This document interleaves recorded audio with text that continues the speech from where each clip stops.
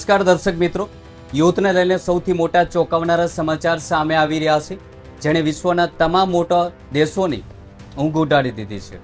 Middle ઇસ્ટમાં Iran અને America વચ્ચે ભયાનક યુદ્ધનું વાતાવરણ જોવા મળી રહ્યું છે. તો બીજી તરફ હવે આ યુદ્ધમાં નોર્થ કોરિયાની આક્રમક એન્ટ્રી થઈ ચૂકી છે. વિશ્વના તાનાશાહી દેશ ગણાતા નોર્થ કોરિયાએ હવે સીધી અમેરિકાના રાષ્ટ્રપતિ ડોનાલ્ડ ટ્રમ્પને ધમકી આપી દીધી છે. મિત્રો, આ સમાચાર જે આંતરરાષ્ટ્રીય સ્તર પરથી સામે આવી રહ્યા છે, યુદ્ધના સમાચાર અને તેમની ગતિવિધિઓ પર નજર કરવી ખૂબ જ જરૂરી છે.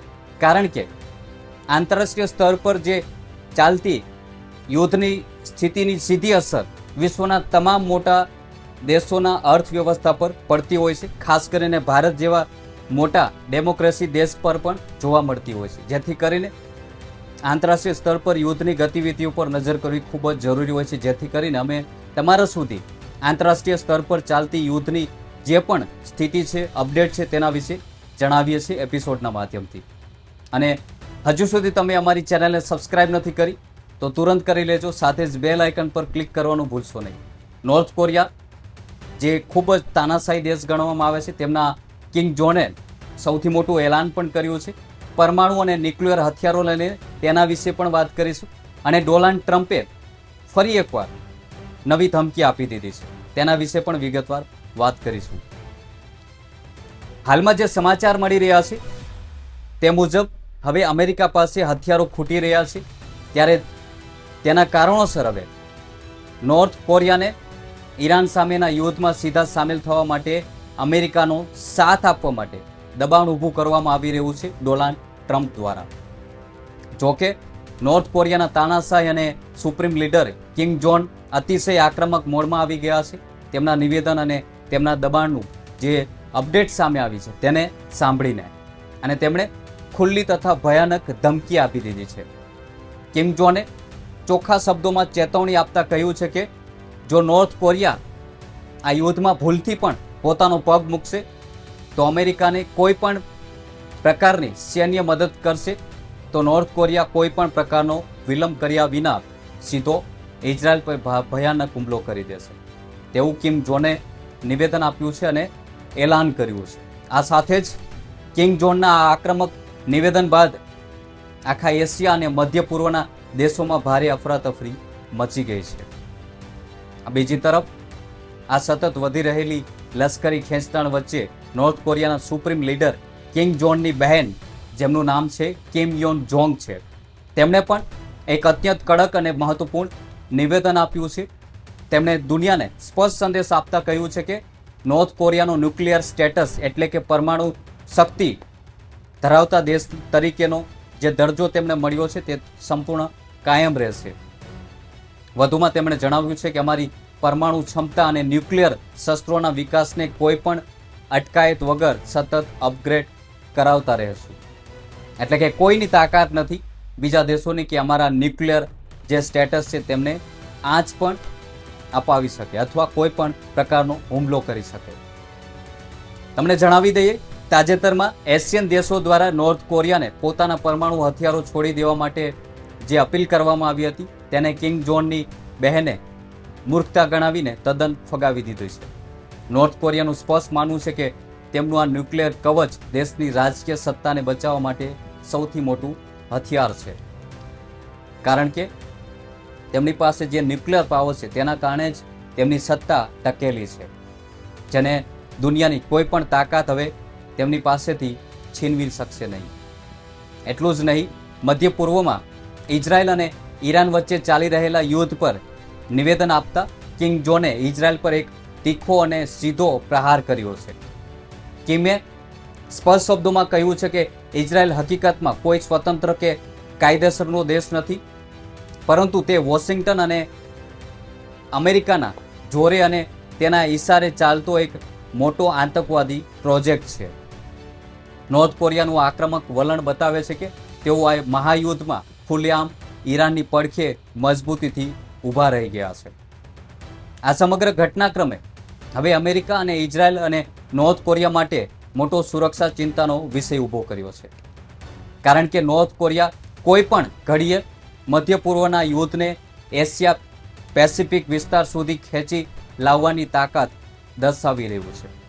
જો નોર્થ કોરિયા અમેરિકાના દબાણમાં આવીને કોઈ પણ કદમ ઉઠાવશે તો ત્રીજા વિશ્વયુદ્ધની શરૂઆત રોકવી ખૂબ જ મુશ્કેલ બની જશે. ઉત્તર કોરિયા એટલે કે નોર્થ કોરિયાના આક્રમક વલણ સામે હવે અમેરિકાના પ્રમુખ ડોનાલ્ડ ટ્રમ્પે પણ અત્યંત કડક વલણ અપનાવતા ચેતવણી આપી દીધી છે.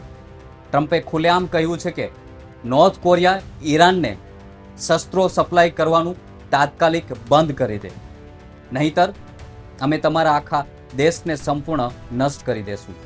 પરંતુ આટલી મોટી ધમકી મળ્યા પછી પણ નોર્થ કોરિયાના તાનાશાહ કિંગ જોંગ સહેજ પણ પાછા હટવા તૈયાર નથી.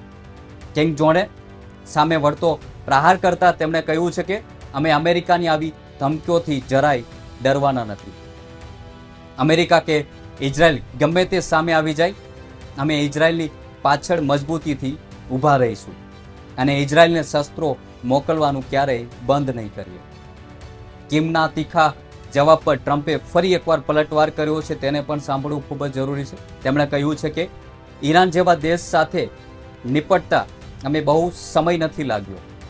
તેના પરથી જ કલ્પના કરી લો કે નોર્થ કોરિયા જેવા નાના દેશને ખતમ કરવામાં અમને કેટલો સમય લાગશે. આવી નોર્થ કોરિયાને ખતમ કરવાની ટ્રમ્પે ખુલ્લી ધમકી આપી દીધી છે. ટ્રમ્પે ભાવપૂર્વક કહ્યું છે કે આ મારી માત્ર સામાન્ય ચેતવણી નથી, પરંતુ તેને આખરી ચેતવણી સમજી લેજો. બીજી તરફ રશિયા અને યુક્રેન યુદ્ધ મોરચેથી પણ મોટા સમાચાર સામે આવી રહ્યા છે. તેના પર નજર કરવી પણ ખૂબ જ જરૂરી છે મિત્રો. રશિયાના પ્રમુખ વ્લાદિમીર પુતિને મોટું નિવેદન આપતા કહ્યું છે કે મને પૂરો વિશ્વાસ છે કે યુક્રેન તેના પશ્ચિમના તમામ વિસ્તારો ગુમાવી દેશે અને તે જમીની ફરીથી હંગરી, રોમાનિયા અને પોલેન્ડ પાસે જતી રહેશે તેવું નિવેદન પુતિને આપ્યું છે. પુતિને દાવો કર્યો છે કે એક સમયે રશિયા જ યુક્રેનનું એકમાત્ર રક્ષક હતું, પરંતુ કીવે અમને જ પોતાનો દુશ્મન જાહેર કરી દીધો છે. કીવે છે એ યુક્રેનનું એક રાજધાની ગણાય છે. તેમણે અમને પોતાનો દુશ્મન જાહેર કરી દીધો છે તેવું પુતિનનું કહેવું છે. સામે પક્ષે યુક્રેનના પ્રમુખ ઝેલેન્સ્કીનું પણ નિવેદન સામે આવ્યું છે. ઝેલેન્સ્કીએ વિશ્વ સમક્ષ 3 મોટા સૈન્ય ખતરા રજૂ કર્યા છે. ઝેલેન્સ્કીએ કહ્યું છે કે પહેલો ખતરો એ છે કે નોર્થ કોરિયા રશિયાની મદદ માટે પોતાના 30,000 સૈનિકો મોકલી રહ્યું છે. બીજો ખતરો ઈરાન રશિયાને બેલેસ્ટિક મિસાઇલો પૂરી પાડી રહ્યું છે. અને ત્રીજો સૌથી મોટો ખતરો છે ચીન અત્યંત ખતરનાક સેટેલાઇટ અને ટાર્ગેટિંગ ટેકનોલોજી આપીને રશિયાને મદદ કરી રહ્યું છે, જેથી તેઓ યુક્રેન પર વધુ સચોટ હુમલો કરી શકે. આ દરમિયાન અમેરિકાના આંતરરાષ્ટ્રીય જે આંતરિક રાજકારણમાં છે તેમાં પણ ભારે ઘમાસાણ મચી ગયું છે મિત્રો. તેના પર નજર કરવી પણ ખૂબ જ જરૂરી છે. અમેરિકાના પૂર્વ પ્રમુખ બરાક ઓબામાએ ડોનાલ્ડ ટ્રમ્પ પર સડસડતો આરોપ લગાવ્યો છે અને કહ્યું છે કે ટ્રમ્પ અમેરિકાના ઇતિહાસના સૌથી ભ્રષ્ટ અને ભ્રષ્ટાચાર પ્રમુખ છે. તેમણે પ્રમુખ પદે જે તેમનું પ્રમુખ પદ છે ત્યાં રહીને માત્ર પોતાના પરિવારને જ સમૃદ્ધ બનાવ્યા છે તેવો આરોપ પૂર્વ રાષ્ટ્રપતિ બરાક ઓબામાએ લગાવ્યો છે, જેના કારણે તેમની પુત્રી અને જમાઈ હવે એક આખો પ્રાઇવેટ આઇલેન્ડ ખરીદવાની યોજના બનાવી રહ્યા છે. જોકે આરોપના તરત જ બાદ અમેરિકાના ઉપરાષ્ટ્રપતિ જેડી વેન્સે વળતો પ્રહાર કર્યો હતો. તેમણે કહ્યું છે કે આ વાત તદ્દન જૂઠી છે જે બરાક ઓબામા કહી રહ્યા છે, પરંતુ પ્રમુખ ડોનાલ્ડ ટ્રમ્પ પગાર લીધા વિના કામ કરી રહ્યા છે અને હંમેશા દેશને પ્રથમ સ્થાને રાખે છે તેવું જેડી વેન્સનું કહેવું છે. આ બધાની વચ્ચે ઈરાનના સૈન્ય પ્રવક્તાનું પણ એક મોટું નિવેદન સામે આવ્યું છે. તેમણે અત્યાર સુધીનો સૌથી મોટો ખુલાસો કર્યો છે અને કહ્યું છે કે અમેરિકા પોતાનો રસ્તો ભૂલી ગયું છે અને તેમની પાસે કોઈ ચોક્કસ રણનીતિ નથી. હોર્મુઝની ખાડી ખોલવાનો અને ઈરાનની લશ્કરી તાકાતને નષ્ટ કરવાનો અમેરિકાનો પ્લાન સાવ નિષ્ફળ ગયો છે. ઈરાને સ્પષ્ટ કર્યું છે કે હવે અમેરિકા પાસે માત્ર 3 વિકલ્પ જ બચ્યા છે. કાં તો યુદ્ધમાંથી પાછળ હટી જાય, કાં તો મોટો હવાઈ હુમલો કરે અથવા પોતાની જમીની સૈનિકો યુદ્ધમાં ઉતારી મૂકે. ઈરાને સ્પષ્ટ ચેતવણી આપી છે કે અમે અમેરિકાના આ 3 વિકલ્પોનો સામનો કરવા માટે પૂરેપૂરા તૈયાર છીએ અને બીજી તરફ મધ્ય પૂર્વના આ ભયાનક માહોલ વચ્ચે રશિયા, ચીન, ઉત્તર કોરિયાની ત્રિપુટીએ પણ અમેરિકા વિરુદ્ધ મજબૂત આંતરરાષ્ટ્રીય મોરચો બનાવી લીધો છે. યુક્રેન યુદ્ધમાં રશિયાને સતત મદદ કરી રહેલા નોર્થ કોરિયાના તાનાશાહ કિંગ જોંગ હવે સીધા શબ્દોમાં ઈરાનને પોતાનું સમર્થન જાહેર કરી દીધું છે. કિંગે કહ્યું છે કે અમેરિકા અને ઇઝરાયલ ગમે તેટલા કડક પગલાં ભરે, ઉત્તર કોરિયા ઈરાનની આધુનિક મિસાઇલો, રોકેટ્સ અને સૈન્ય શસ્ત્રો પૂરા પાડવાનું ક્યારેય બંધ નહીં કરે. કિંગ જોનના આ વલણથી અમેરિકી ગુપ્તચર એજન્સીઓની ઊંઘ ઉડી ગઈ છે. કારણ કે જો નોર્થ કોરિયાની બેલેસ્ટિક ટેકનોલોજી અને ઈરાનના આત્મઘાતી ડ્રોન એક થઈ જશે તો ઇઝરાયલ અને પશ્ચિમી દેશો માટે પોતાના સંરક્ષણ મિસાઇલ કવચને બચાવવું ખૂબ જ મુશ્કેલ બની જશે. આ બધાની વચ્ચે યુક્રેનના પ્રમુખ ઝેલેન્સ્કીએ કરેલા એક નવા વિસ્ફોટક ખુલાસા વિશે વાત કરવી પણ ખૂબ જ જરૂરી છે મિત્રો. તેમનું પણ હાલમાં જ એક નિવેદન સામે આવ્યું છે. ઝેલેન્સ્કીએ પશ્ચિમી દેશોને ચેતવતા કહ્યું છે કે ચીન માત્ર આર્થિક રીતે જ નહીં પરંતુ ટેકનોલોજીકલ એટલે કે ટેકનિકલ જે પણ આધુનિક ટેકનોલોજીકલ છે તેના રીતે પણ રશિયાને મદદ કરી રહ્યું છે. ચીનના સૈન્ય સેટેલાઇટ રશિયન સેનાને યુક્રેનના મહત્વના વિસ્તારો અને સૈન્ય મથકોની લાઈવ લોકેશન આપી રહ્યા છે, જેના કારણે રશિયા હવે અચૂક અને સચોટ મિસાઇલ હુમલા કરી રહ્યું છે. આ સિવાય નોર્થ કોરિયા તરફથી રશિયા જઈ રહેલા 30,000 સૈનિકો અને ઈરાનથી આવતી બેલેસ્ટિક મિસાઇલોના કારણે યુક્રેન મોરચે સ્થિતિ અતિશય નાજુક બની ગઈ છે. આ સમગ્ર ઘટના દર્શાવે છે કે દુનિયા અત્યારે બે મોટા લશ્કરી જૂથોમાં વહેંચાઈ ચૂકી છે.